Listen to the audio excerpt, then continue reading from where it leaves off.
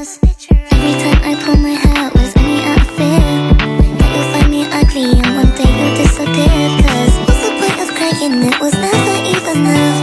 Did you ever want me? Was I ever good enough? But boys are way up. But boys are way up. Assalamualaikum warahmatullahi wabarakatuh. Shalom, Om Swastiastu, Namo Buddhaya, Salam Kebajikan. Perkenalkan, saya Ayu Tamiwulandari dengan NIM 221203035 Prodi PGSD semester 5. Tujuan pembuatan video ini untuk memenuhi tugas mata kuliah pembelajaran literasi di SD dengan dosen pengampu Dr. Melisa Nur Asima Sidaputar, SPD, MPD. Nah, di sini saya akan mereview sebuah buku tentang literasi. Buku ini berjudul Suara dari Margin, Literasi sebagai Praktik Sosial. Buku yang berjudul Suara dari Margin, Literasi sebagai Praktik Sosial dengan penulis Sofi Dewayani dan Pratiwi Retnaningdia, penerbit PT Remaja Rosda Karya Bandung 2017. Buku ini berisi 248 halaman, namun penyajian isi materinya hanya sampai 219 halaman. Nah, buku yang akan saya review pada kali ini berjudul Suara dari Margin, Literasi sebagai Praktik Sosial. Buku ini akan membantu para pembaca memperluas makna literasi. Sangat penting dibaca oleh siapapun yang peduli terhadap peningkatan kemampuan berliterasi masyarakat. Lebih-lebih di era digital yang luber informasi seperti saat ini. Pengalaman penulis bergulat dengan teks sangat menarik. Buku ini unik dan menarik karena ditulis oleh dua orang doktor di bidang bahasa yang sama-sama menggawangi program Gerakan Literasi Sekolah atau GLS Kemendikbud. Penulis sangat otoritatif berbicara tentang literasi dan bagaimana membumikannya karena mereka adalah doktor di bidang bahasa dan sekaligus dosen yang mengajarkan kemampuan literasi. Memaknai riwayat teks, identitas dan praktik literasi dalam karya bersama Sofi dan Tiwi ini adalah pergumulan kultural dan sosial cerminan masyarakat kita. Buku penting ini adalah awal memulai percakapan baru tentang baca tulis, tentang literasi, tentang interaksi pengetahuan, dan tentang cara berpikir. Berikut sedikit riwayat tentang sang penulis, Pratiwi Retnaningdia dan Sofi Dewayani. Terlalu banyak kesamaan antara Sofi dan Tiwi, begitu Pratiwi dipanggil. Keduanya menghabiskan masa kecil di Surabaya dan sering melewatkan hari Minggu membaca buku di toko Sari Agung, Jalan Tunjangan ketika SD. 20-an tahun setelah itu, keduanya mendapatkan beasiswa Fulbright untuk menempuh program Master di Amerika Serikat. Keduanya baru menyadari kesamaan itu ketika berkenalan dan dipertemukan dalam satuan tugas Gerakan Literasi Sekolah atau GLS di bawah Ditjen Pendidikan Dasar dan Menengah Kemendikbud pada tahun 2015. Sering berinteraksi dan bekerja bersama hingga larut untuk menulis panduan-panduan literasi, keduanya lalu mengetahui bahwa topik disertai mereka pun serupa, studi praktik literasi kaum marginal di Indonesia. Mereka bahkan membingkai penelitian dengan teori pendekatan etnografik dan membaca buku-buku yang hampir semuanya sama. Ketika dengan takjub mereka membicarakan para teoris yang mereka kagumi. Mereka berjanji untuk menulis buku bersama. Mereka pun sepakat untuk menulis buku ini, yaitu buku dengan judul Suara dari Margin, Literasi sebagai Praktik Sosial. Nah, buku Suara dari Margin, Literasi sebagai Praktik Sosial ini terdiri dari 7 bab. Nah, bab yang pertama pertama membahas pendahuluan tentang kompleksitas literasi. Bab yang kedua, suara dari jalanan. Setelah itu ada bab yang ketiga, suara buruh migran. Bab yang keempat, konstruksi identitas dalam praktik literasi. Setelah itu ada bab 5, kapital budaya dan teks kultural dalam praktik literasi lokal. Selanjutnya ada bab 6, membahas tentang membumikan literasi. Dan yang terakhir ada bab 7, penutup kemana arah gerakan literasi kita. Nah, sekarang kita masuk ke bab yang pertama. Di bab 1 membahas kompleksitas literasi serta membeberkan perkembangan kajian literasi terkini, yaitu melalui pendekatan kajian literasi baru atau NLS yang menekankan pada etnografi yang lebih maju, mempresentasikan budaya serta lebih kuat melibatkan para partisipan. Di bab 1 ini, literasi memegang peranan penting dalam peradaban modern dan mempengaruhi sistem pendidikan, ekonomi, dan kemajuan sosial. Meski tingkat melek huruf di Indonesia cukup tinggi, minat membaca masih rendah. Seperti yang ditunjukkan oleh survei pada tahun 2016 yang menempatkan Indonesia di peringkat kedua terbawah dalam literasi global. Literasi berperan dalam sejarah peradaban, baik dalam konteks religius maupun sekuler. Ada dua model literasi, otonomi dan ideologis. Model otonomi memandang literasi sebagai keterampilan netral, sementara model ideologis seperti yang dikemukakan oleh Brian Street menekankan bahwa literasi terkait erat dengan kekuasaan dan ideologi dominan. Buku Suara dari Margin menggunakan pendekatan ideologis dan etnografis untuk memahami literasi sebagai praktik sosial di kalangan kelompok marginal seperti anak jalanan dan buruh migran yang dipengaruhi oleh struktur kekuasaan dan budaya. Nah, selanjutnya kita masuk ke bab 2. Pada bab 2 ini menyajikan kerangka pemahaman Sophie tentang literasi, bagaimana dia memutuskan memilih dan berkenalan dengan praktik literasi anak jalanan. Perspektif ini membantu pembaca untuk memahami kerangka analisis Sophie terhadap aktivitas literasi partisipan, kunci yang disajikan pada bab berikutnya. Nah, pada bab 2 ini menjelaskan literasi sebagai proses yang dinamis dan ideologis, melibatkan pengalaman individu dalam membaca, menulis, dan memahami pengetahuan. Pengalaman literasi menulis Sophie menunjukkan bahwa literasi melampaui keterampilan teknis. Ia juga berkaitan dengan identitas, budaya, dan cara hidup. Sophie mengalami kesulitan beradaptasi dengan literasi bahasa Inggris di Amerika Serikat, yang mayoriti pentingnya memahami norma budaya dalam konteks akademik. Teks ini juga menekankan hubungan antara literasi dan kelisanan, serta pentingnya memadukan aspek teknis dengan identitas dan pemikiran reflektif. Selain itu, Sophie tertarik pada praktik literasi lokal di Indonesia, terutama di kalangan anak jalanan dan bagaimana mereka mengartikan literasi dalam konteks sosial mereka.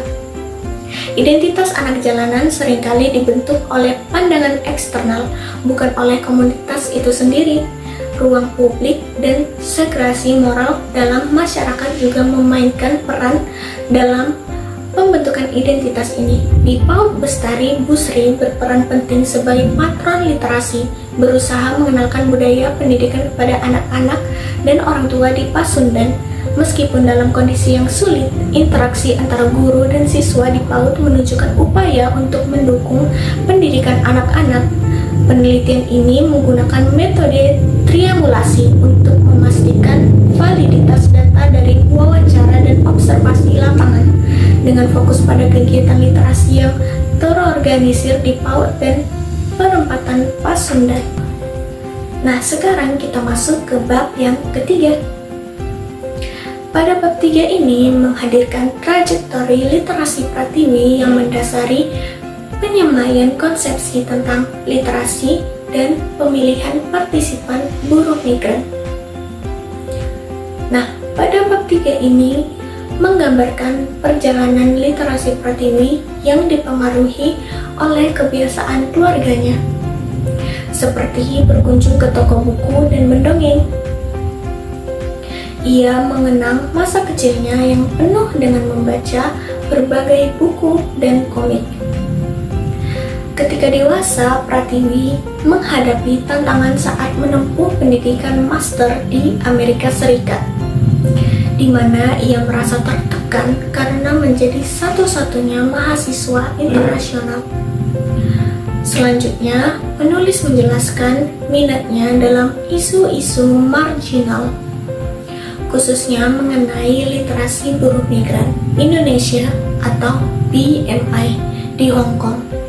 Melalui interaksi dengan calon buruh migran Indonesia yang tinggal di rumahnya, penulis menyadari potensi literasi mereka. Penulis menggunakan metode etnografi untuk memahami praktik literasi buruh migran Indonesia, melakukan analisis tekstual karya buruh migran Indonesia dan mewawancarai mantan buruh migran Indonesia serta masyarakat sekitar untuk menggali persepsi tentang literasi mereka. Penulis juga mencatat stereotip masyarakat tentang buruh migran Indonesia dan berupaya mengeksplorasi pandangan orang lain tentang praktik literasi tersebut. Penelitian dilakukan dalam waktu singkat, hanya 3 minggu, dengan observasi di tempat umum dan etnografi virtual. Penulis berpartisipasi dalam komunitas literasi buruh migran Indonesia, termasuk di perpustakaan Koper di Victoria Park, dan mengamati bagaimana buruh migran Indonesia menciptakan ruang untuk literasi dalam kehidupan sehari-hari mereka. Melalui penelitian ini, penulis mengumpulkan artefak literasi dan melakukan komunikasi virtual untuk memperdalam pemahaman tentang tema spiritualitas, modernisasi, dan partisipasi digital dalam praktik literasi buruh migran Indonesia. Nah, selanjutnya kita masuk ke bab 4. Pada bab ini menegaskan peran literasi sebagai media untuk mengukuhkan identitas kaum marginal, menunjukkan betapa tulisan dan kegiatan menulis memungkinkan buruh migran dan anak jalanan untuk menciptakan identitas posisional atas dirinya sendiri. Pratiwi menganalisis tulisan buruh migran dan membingkainya dalam kerangka pemahaman mereka tentang situasi yang mereka hadapi. Melalui wawancara dengan partisipan buruh migran, Pratiwi menganalisis konstruksi mereka tentang identitas serta pemaknaan mereka tentang status dan relasi sosial mereka. Demikian pula Sophie menganalisis peristiwa literasi ketika partisipan anak jalanan menuangkan gagasan mereka tentang cita-cita. Tulisan mereka dikaji dalam konteks makna aktual cita-cita anak jalanan dalam sistem kebijakan, pendidikan, dan norma masyarakat yang memarginalkan peran anak jalanan. Nah, pada bab 4 ini membahas tentang identitas dinamis dalam era digital, terutama melalui media sosial dan blogging, yang memungkinkan individu termasuk buruh migran Indonesia untuk membentuk dan merekonstruksi identitas mereka. Literasi digital berfungsi sebagai alat untuk menentang stereotip negatif, membuktikan bahwa buruh migran Indonesia tidak hanya berkurung dalam pekerjaan domestik, tetapi juga mampu berpikir kritis dan mengekspresikan diri melalui tulisan. Contoh dari blogger buruh migran Indonesia seperti Riri menunjukkan bagaimana blogging dapat menjadi sarana untuk membangun citra positif dan menantang perspektif negatif terhadap mereka. Riri menggunakan istilah babu secara provokatif untuk mengubah stigma dan berperan dalam memberdayakan komunitas buruh migran Indonesia melalui edukasi tentang pemanfaatan internet. Teks juga mengungkapkan bahwa meskipun literasi bisa menjadi ancaman bagi buruh migran Indonesia karena pengawasan ketat dari majikan, aktivitas literasi ini tetap penting untuk memperjuangkan hak dan identitas mereka. Selain buruh migran Indonesia, pada bab ini juga menyoroti pengalaman anak-anak jalanan yang meskipun dianggap tidak literat, menunjukkan keinginan untuk belajar dan menciptakan identitas melalui tulisan dan pengalaman anak-anak jalanan seperti Santi dan Elis menciptakan proyeksi diri dan harapan untuk masa depan yang lebih baik meskipun mereka dihadapkan pada keterbatasan pendidikan. Secara keseluruhan, pada bab ini mengeksplorasi bagaimana praktik literasi dapat berfungsi sebagai alat pemberdayaan dan rekonstruksi identitas bagi kelompok-kelompok marginal dalam masyarakat. Nah, selanjutnya kita masuk ke bab 5. Pada bab ini mengkaji bagaimana literasi memberikan ruang bagi buruh migran dan anak jalanan untuk mendayagunakan kapital budaya dan teks kultural dalam kegiatan menulis dan menggambar. Bab ini mengikuti pengalaman seorang buruh migran dalam berjuang meretas kemiskinan dan pada saat yang sama menentang stereotip sosial tentang buruh migran. Dengan kerangka konseptual yang sama, Sophie mendokumentasikan kegiatan literasi seorang anak jalanan yang dianggap tertinggal atau dianggap tidak tertarik untuk belajar, namun mampu bercerita banyak melalui kegiatan menggambar. Bab ini mendiskusikan konsepsi agensi, yaitu bahwa kaum marginal bukanlah orang-orang yang kalah dan terbelakang. Mereka memiliki sumber daya dan cara yang unik dalam mengkonstruksi pengetahuan dan mengukuhkan identitas sosial. Bab 4 dan bab 5 menjadi dasar pemaknaan konsepsi baru tentang literasi yang kontekstual dan autentik. Pemahaman ideologis tentang literasi kaum marginal ini memberikan alternatif bagi model literasi yang mendominasi dunia pendidikan saat ini. Nah, pada bab 5 ini membahas peran literasi sebagai bentuk kapital budaya yang dapat meningkatkan status sosial individu, terutama di kalangan buruh migran Indonesia di Hong Kong. Menggunakan teori Bourdieu, literasi dipandang sebagai alat untuk mengubah habitus individu. Contoh konkret ditunjukkan melalui pengalaman penulis buruh migran Indonesia seperti Bayu Insani dan Ida Raihan yang mengembangkan keterampilan literasi mereka melalui hobi menulis dan membaca. Ani Emma Susanti, mantan buruh migran Indonesia yang kini aktif di film dokumenter, menggunakan literasi untuk memberikan suara kepada komunitasnya dan mengatasi masalah sosial. Film dokumenter Hong Kong Helper Ngampus karya Ani menggambarkan pengalaman dua mantan TKW, menyoroti perjuangan mereka dan pentingnya pendidikan. Ani berupaya mengubah pandangan masyarakat tentang buruh migran melalui filmnya, yang menunjukkan bahwa pendidikan dapat membawa perubahan. Selain itu, teks ini juga membahas PAUD Bestari yang menghadapi tantangan dalam mencapai standar pendidikan yang diharapkan. Bu Sri, pengelola PAUD, berusaha mengajarkan membaca dan menulis meskipun ada batasan, serta menciptakan suasana belajar yang menyenangkan. Interaksi antara guru dan siswa ditampilkan melalui struktur IRE dan interaksi yang lebih fleksibel, menunjukkan pentingnya dukungan sosial dalam proses pembelajaran. Danti, seorang murid yang terpengaruh oleh lingkungan, menunjukkan bagaimana pengajaran yang responsif dapat meningkatkan motivasi belajar siswa. Nah, selanjutnya kita masuk ke bab 6. Nah, pada bab ini memandu pembaca untuk membumikan konsepsi literasi ideologis ini dalam memahami dan mengembangkan model literasi lokal dan model literasi dalam pembelajaran.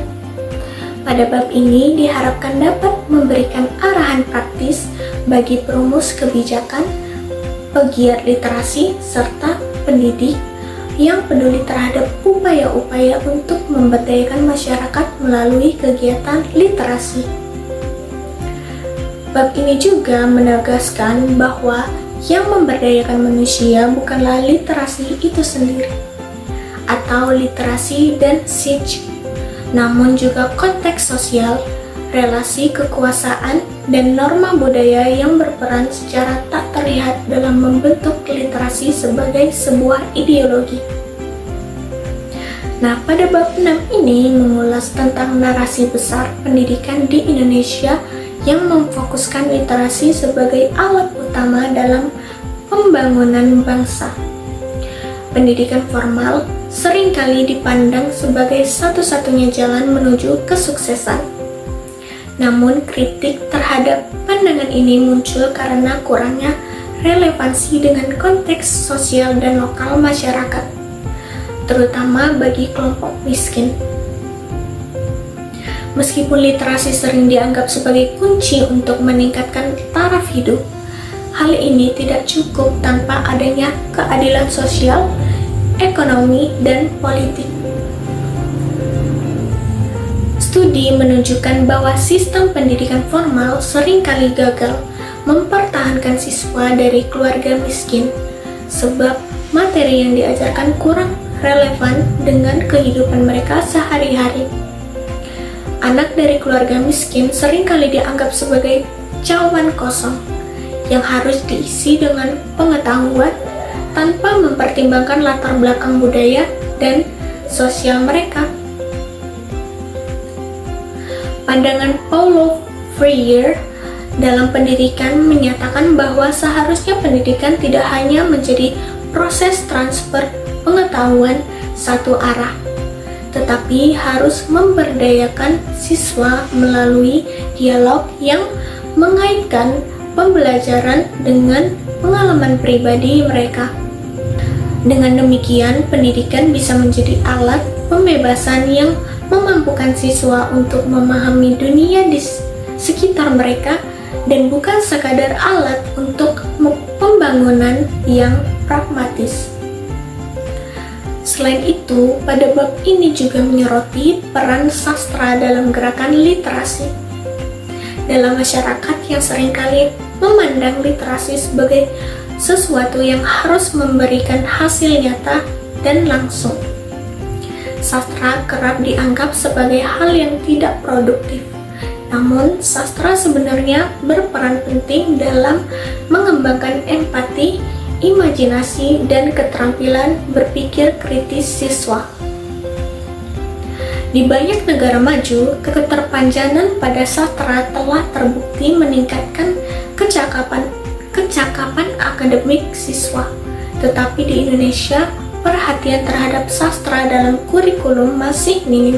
Selain pendidikan formal, pada bab ini juga membahas pentingnya literasi berbasis komunikasi, di mana kegiatan literasi yang muncul dari kebutuhan masyarakat memiliki peran besar dalam memberdayakan mereka. Praktik literasi komunitas ini bisa melengkapi apa yang tidak mampu dicapai oleh literasi formal di sekolah, terutama di lingkungan yang kurang mendukung secara sosial dan ekonomi. Literasi yang relevan dan berbasis konteks lokal dapat memberdayakan masyarakat untuk mencapai kehidupan yang lebih baik. Menjadikan literasi bukan hanya sebagai alat pragmatis, tetapi sebagai alat transformasi sosial yang sesungguhnya. Nah, sekarang kita masuk ke bab yang terakhir, yaitu bab 7. Pada bab ini, menutup buku ini dengan ajakan reflektif, yaitu melihat kembali arah gerakan literasi di Indonesia. Gerakan ini baru mengemuka, namun meninggalkan gema yang tak sederhana.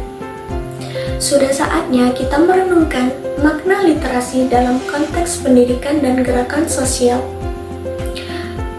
Ketika gerakan literasi sekolah mulai bergulir, sejatinya harus diakui bahwa pegiat literasi di akar rumput memiliki peran penting dalam mendukung dan menjaga keberlangsungan praktik literasi di sekolah.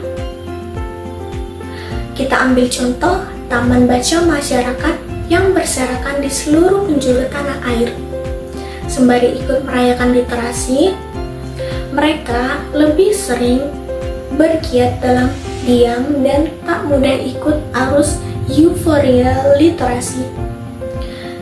Kepada gerakan literasi di akar rumput seperti inilah kita bisa banyak berharap agar literasi dapat ditumbuh kembangkan di konteks sekolah, keluarga, dan masyarakat.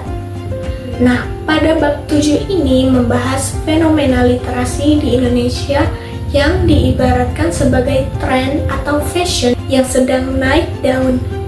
Ketertinggalan Indonesia dalam peringkat PISA atau Program for International Student Assessment memicu kesadaran akan pentingnya literasi yang bukan hanya kemampuan membaca, tetapi juga menganalisis dan memanfaatkan informasi.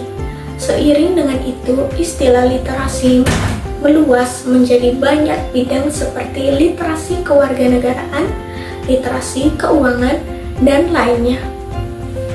Gerakan literasi di Indonesia mendapat sambutan meriah dengan kampanye membaca 15 menit di sekolah, mengembangkan perpustakaan, serta dukungan pemerintah daerah. Namun, banyak program yang dianggap hanya bersifat seremonial dan superficial. Literasi yang sejati seharusnya memberdayakan siswa dan masyarakat untuk berpikir kritis dalam memahami konteks sosial budaya mereka, bukan sekadar memenuhi standar formal. Pentingnya literasi ideologis yang menekankan relevansi dengan konteks sosio-kultural diangkat sebagai kunci untuk memajukan pendidikan.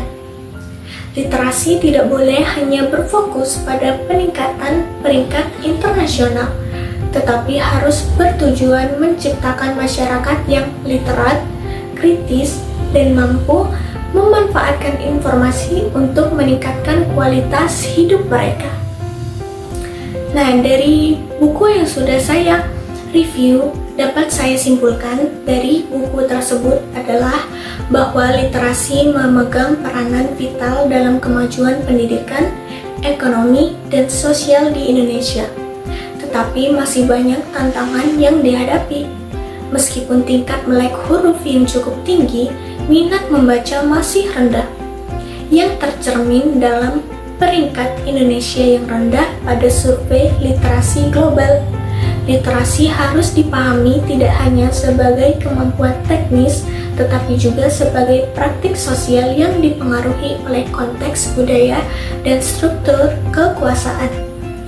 Model literasi ideologis yang menekankan relevansi dengan kebutuhan dan realitas sosial diusulkan sebagai pendekatan yang lebih efektif untuk memberdayakan masyarakat, terutama kelompok marginal seperti buruh migran dan anak jalanan.